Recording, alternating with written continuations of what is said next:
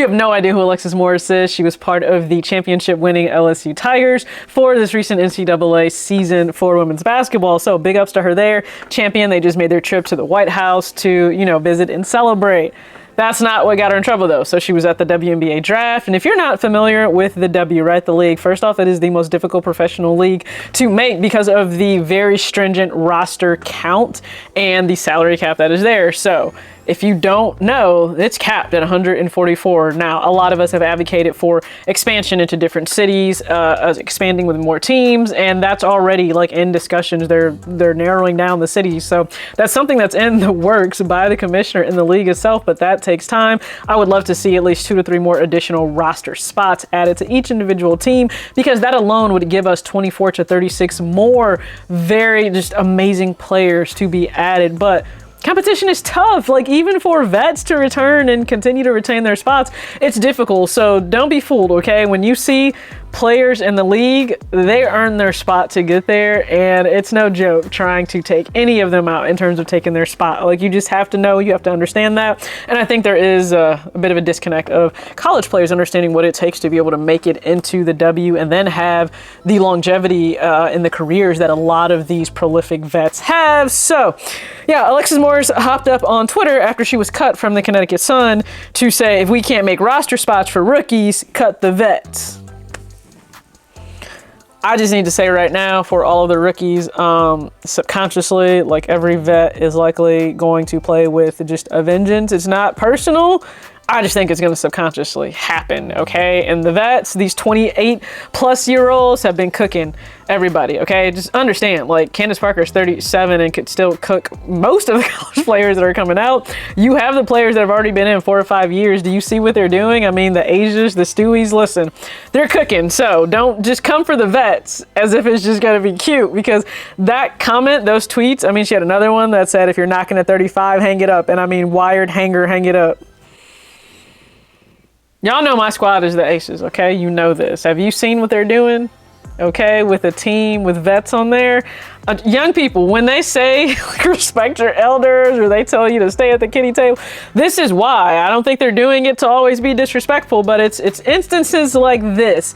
We're also having someone that, again, is seasoned, is wiser, to help you to learn to respond. Don't react. I understand it sucks to be cut, but you need to respond.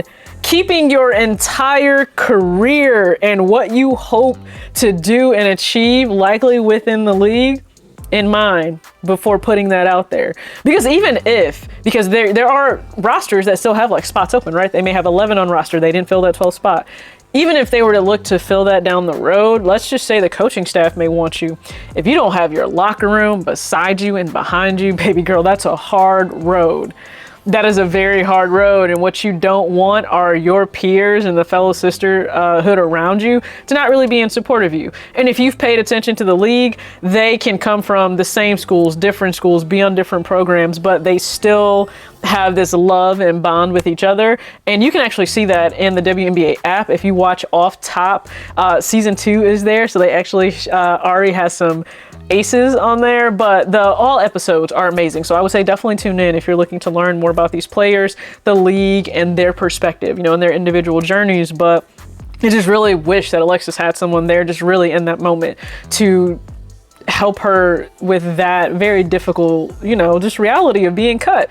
And that it doesn't mean it's the end, right? Just because you're cut from the team you were drafted from, that doesn't mean that it's the end. There are a lot of players like Alicia Clark where maybe they were cut, or maybe things didn't pan out initially with the team that they were drafted from, or teams they were on, and they still have a great career. They're still respected. They're still being of value to their team, and everything is not going to go your way.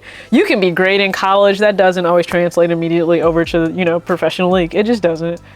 Now, here is one thing that I really want to give her credit for, but again, change behavior will be the true story, because Alexis Morris came out on Instagram with an apology to the veterans of the WNBA, and she said, please accept my sincerest apologies. I never thought joining the W family would be easy, but now I understand just how hard it is to do that. And she said to the fans, I apologize as well. Now, I'll put the entire apology here. Do I feel like this is a great written piece, an apology by her PR team? Yeah, absolutely. But that's what you have a PR team to do. Like, this is their job, okay? You need an Olivia on your staff to be able to help you through certain situations you may land yourself in. So that's amazing. It's a great public apology, but now change behavior will be the ultimate test. And we all know that. I've said that in relation to Ja Morant. If he changes his behavior past this second occurrence, then that's what we can go by as a true apology for his behavior. I am, like many others, going to pay attention to how Alexis Morris chooses to continue to navigate this, but she did apologize, and there are some people that can't even seem to do that at much bigger ages, so I do give her credit for that. But there are always better ways to handle things versus just lashing out and being emotional in the moment. It very rarely works out. I'm just saying, like, I'm really happy that I've tended to be a little bit of an older soul.